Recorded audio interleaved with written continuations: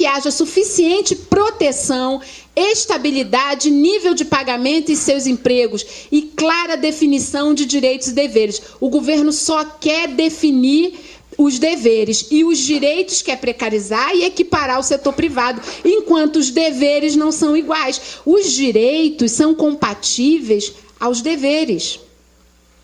Um médico tem que ter estabilidade, porque ele não pode se sujeitar a um cumprimento de meta em que ele atenda cada paciente em 2 minutinhos para cumprir meta. Porque vidas estão em jogo. Então, ele tem estabilidade para não ser ameaçado. Bom, desigualdade de gênero, e aí começa a atingir a categoria de vocês. Falar para a universidade é muito interessante. Tá certo? Eu falei que a previdência complementar é uma lógica de cofrinho, não é? Bom, se é lógica de cofrinho, o homem ele se aposenta com 35 anos de contribuição. Vai ter uma poupança equivalente a 35 anos ele colocando moedinha no cofrinho. A mulher se aposenta com 30 anos de contribuição. Então, a mulher contribui 5 anos menos, mas a Constituição garante às mulheres a aposentadoria pelo mesmo valor. A previdência complementar com uma lógica de cofrinho, o cofrinho vai ser de tamanho diferente. As mulheres aqui perdem significativamente. Então, mulheres, arregaçar as mangas. Temos que arregaçar as mangas. Não podemos admitir isso, porque a Constituição garante a mesma aposentadoria. Essa aposentadoria igual, ela não pode ser limitada ao teto de R$ 3.600. Por isso, a lógica da Previdência Complementar, ela não se aplica ao funcionalismo público. Nós temos que aprovar uma PEC que acabe com a Previdência Complementar, que não permita essa regulamentação. Tem que tirar da Constituição. E vamos fazer isso. Vamos fazer isso, tá certo? Então, eu tenho essa desigualdade de gênero. Pode passar. Eu também... Essa desigualdade de gênero entre o professor é pior ainda. Porque a professora, ela se aposenta com 25 anos de contribuição. O professor com 30. Então, veja bem, entre uma professora e um funcionário técnico, homem, que fica 35 anos contribuindo, a diferença dos cofrinhos vai ser imensa. Uma diferença de 10 anos. É claro que essa professora vai receber uma miséria. A Constituição garante a aposentadoria integral para a professora. Olha o cofrinho dela, ela vai ficar pequenininho. Não vai ter dinheiro para nada. Então, isso é a precarização do serviço público. Desigualdade nas aposentadorias especiais. A Constituição garante a aposentadoria especial, né? O policial, ele tem riscos inerentes à função. Você tem uma lei complementar que garante a aposentadoria com 30 anos de contribuição. Ele vai perder, porque o cofrinho vai ficar menor. Os deficientes, a mesma coisa. Então, desestrutura tudo. Isso não é compatível. Pode passar. Precarização de direitos garantidos aos servidores. Os servidores ativos. Olha o que vai acontecer. Pode passar aí para mim. Eu falei que a Previdência Complementar é uma lógica do cofrinho e acumulação de dinheiro. Não pode usar as contribuições para nada. Só quando você se aposenta. Bom, então ela não garante os benefícios em caso de doença e licença maternidade. Pode passar. Aí olha o que vai acontecer com a servidora. A servidora entrou, vamos supor, ganha um salário de R$ 6.000. Aí, quando ela tirar licença maternidade, o regime próprio vai pagar ela só R$ 3.689. Não vai pagar, mas eu ganho 6 mil, eu tenho financiamento do meu apartamento, eu tenho filho na escola. Paciência. Então, durante 6 meses que tiver ela de licença maternidade, ela vai ganhar metade do salário. Essa funcionária. Não, as mulheres são as mais prejudicadas, deu para perceber, né?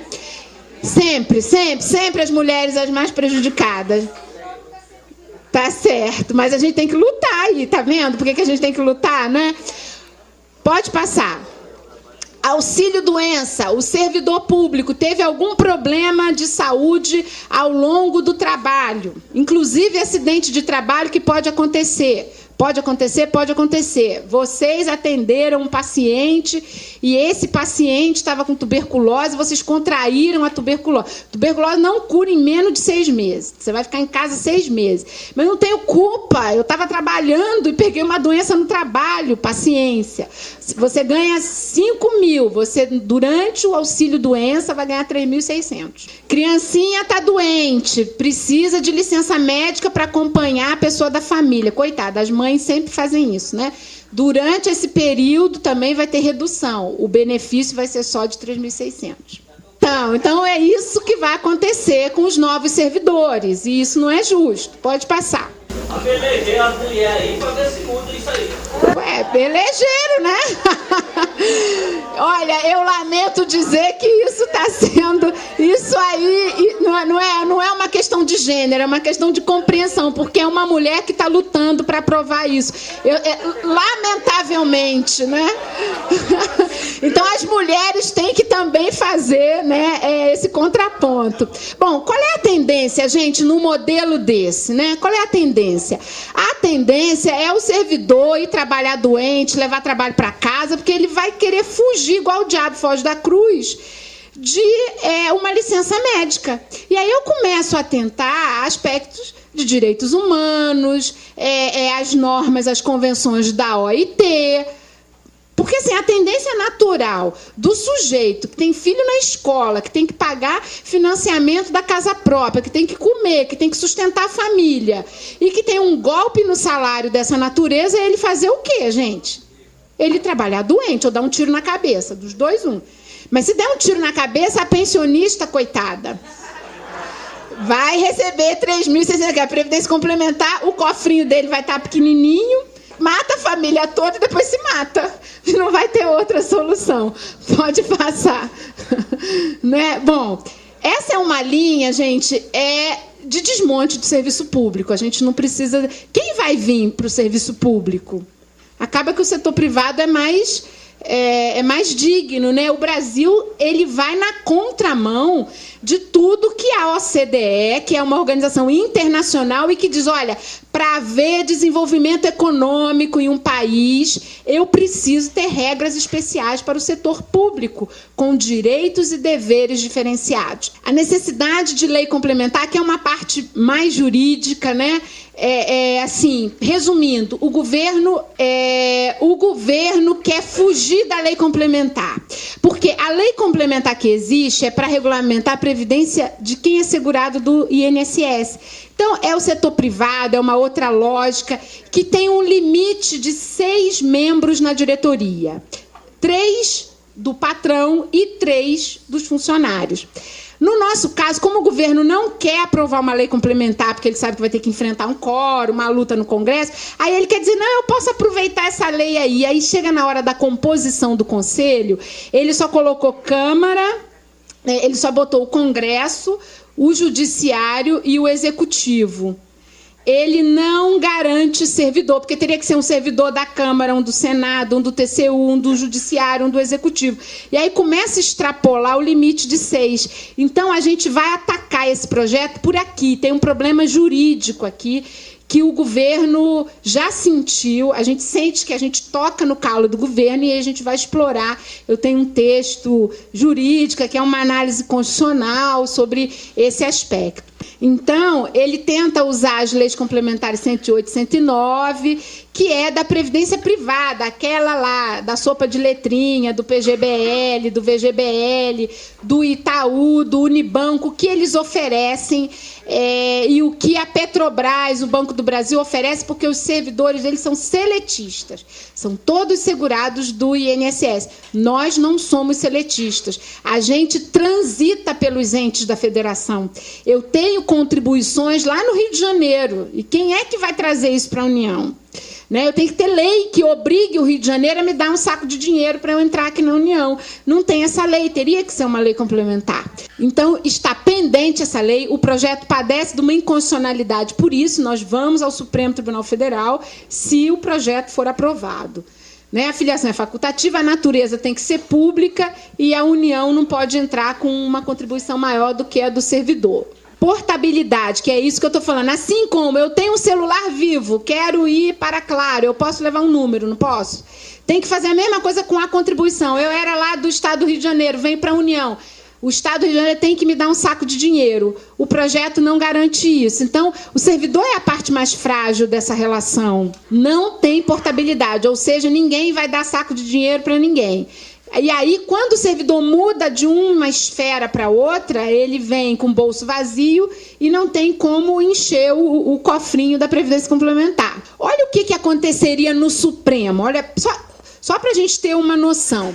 E por que eu falo do Supremo? Gente, eu não sou nenhuma defensora do Supremo, não sou advogada de pobre, eles têm como se defender, mas a gente tem que criar fatos políticos.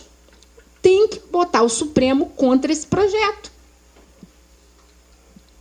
Para os ministros começarem a falar, esse negócio não está certo, esse negócio acaba com o serviço público, porque eles têm um peso político muito grande. Se o ministro do Supremo começar a falar que esse negócio é ruim, a gente ganha força. Então, vamos... É estratégia política, tá certo? Bom, olha o que aconteceria no Supremo. Hoje, o ministro Aires Brito foi um dia do estado de Sergipe. A ministra Carmen Lúcia veio de Minas Gerais. O ministro Ricardo Lewandowski veio de São Paulo. O presidente do Supremo era juiz do TJ de São Paulo. Imagine se eles entrassem na esfera federal depois da lei. Todos eles se aposentariam com R$ 3.600. Imaginou o ministro do Supremo se aposentando com R$ 3.600?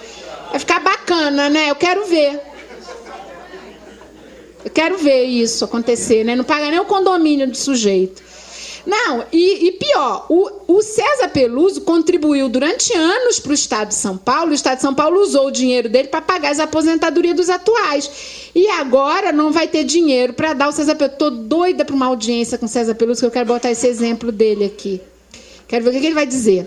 Pode passar aí.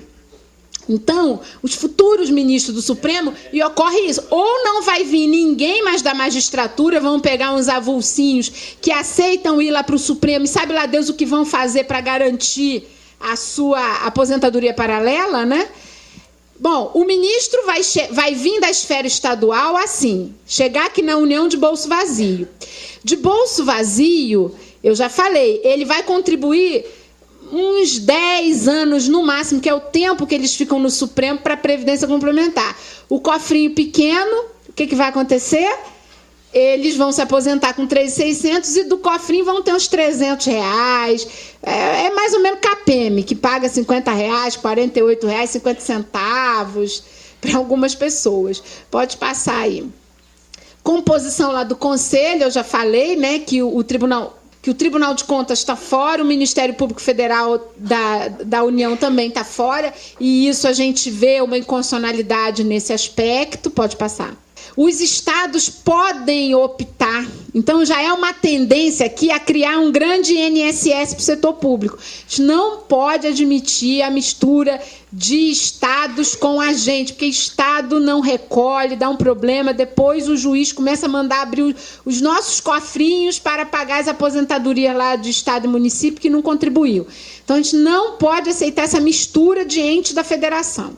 O governo depois faz política com esse negócio, entendeu? Não podemos aceitar isso. Pode passar.